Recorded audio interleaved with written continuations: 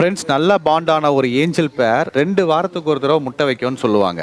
அதை பார்த்துருக்கீங்களா? இப்ப பார்க்கலாம் வாங்க. இதுல நம்ம கிட்ட பொரிச்ச ஃபர்ஸ்ட் பேட்ச் ஃப்ரைஸ் இருக்கு பாருங்க. ஃப்ரைஸ் எவ்வளவு சூப்பரா வளர்ந்துருக்கு பாருங்க. செகண்ட் பேட்ச் ஃப்ரைஸ் வந்து இதுல இருக்கு. ஃபர்ஸ்ட் பேட்ச் ஃப்ரைஸை செப்பரேட் பண்ணி ஒரு 2 வீக்ஸ்லேயே திருப்பி முட்டை வச்சு பொரிச்சது. இந்த ஃப்ரைஸ் பொரிச்சு 10வது நாள் தான் செப்பரேட் பண்ணேன். அதுக்கப்புறம் டைரக்டா ஆர்டிமியா கொடுக்க ஆரம்பிச்சாச்சு. இதுல ஒரு ஸ்பெஷல் ஐட்டம் இருக்கு பாருங்க. ஆமாங்க, நம்ம ஏஞ்சல் பேர் தான் இருக்கு இதுல. இது கூடவே தேர்ட் பேட்ச் ஃப்ரைஸும் பொரிச்சிருக்கு பாருங்களேன். சின்னதா இருக்கு பாத்தீங்களா?